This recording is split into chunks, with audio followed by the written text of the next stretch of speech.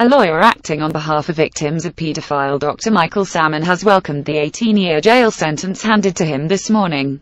Salmon, 80, was convicted of 2 counts of rape and 9 counts of indecent assault against 6 girls, aged 12 to 18 years at the time, between 1980 and 1988, while he was working at Stoke Mandeville Hospital.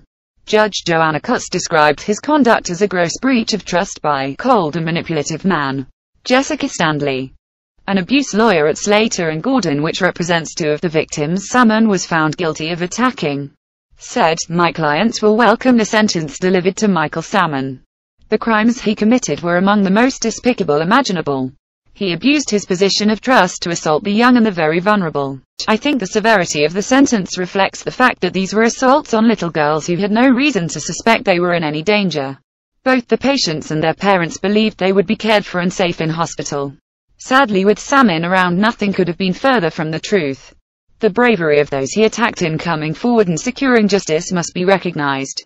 His treatment of them in court, suggesting they were lying and gold diggers, was frankly disgusting. And yet again, this case raises serious questions about the culture at Stoke Mandeville Hospital at the time Jimmy Savile and Salmon were there. But whereas Savile's victims will never see him brought to justice today, Salmon's have. Salmon had previously pleaded guilty in November 1990 to indecent assaults on 3 girls and was jailed for 3 years, serving around 18 months. More of his victims came forward after Operation U-Tree was launched following the fallout from the Jimmy Savile sex abuse scandal. Salmon was a leading pediatrician at Stoke Mandeville Hospital, with much of the abuse taking place within the hospital itself. The offences heard by a jury earlier this month relate to 6 female victims, aged between 12 and 18, and were committed between 1973 and 1988. The court heard how many of them had felt uncomfortable when being examined by Salmon, but believed that he was trustworthy because he was a doctor. In one case, he took a 16-year-old girl to his home and raped her. The court heard how, following the assault, he dropped her off at a bus stop to make her own way home. Others reported having to kiss Salmon goodbye whenever they finished an appointment with him. Det Sergeant Malcolm Wheeler from the Child Abuse Investigation Unit said, "I am pleased with the result." Salmon was a prolific sexual offender who abused his position of power for his own sexual gratification. As a consultant pediatrician, he preyed on young girls who had been referred to him for a variety of health issues. They trusted him. They believed him, because he was a doctor and they thought he was trustworthy. On a number of occasions, he carried out unnecessary internal examinations on young girls. Although they felt uncomfortable at this, they didn't feel able to tell anyone because they believed the examinations must have been necessary. Some of the offences were committed while the child's parent was just outside the room.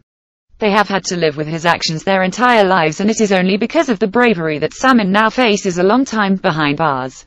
He never admitted any of these offences, and when asked about them, he denied carrying out any internal examinations and claimed the victims were lying. He was categorically shown to be lying over the last few weeks at Reading Crown Court. If you have been the victim of sexual abuse or know someone who has, then please get in touch with us.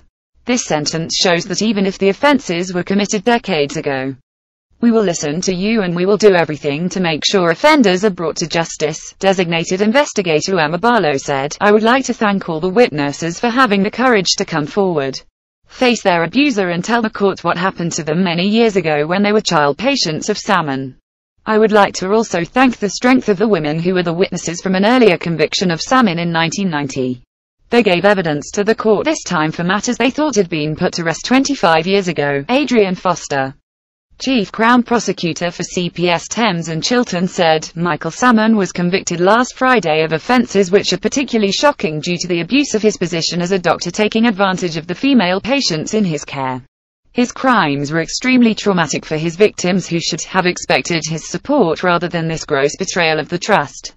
Michael Salmon used his status to molest these vulnerable young girls and women who felt unable to complain as he was a doctor, and many of whom only bravely came forward after seeing other cases in the media.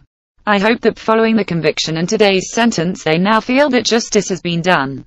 Our thoughts are very much with them all at this time."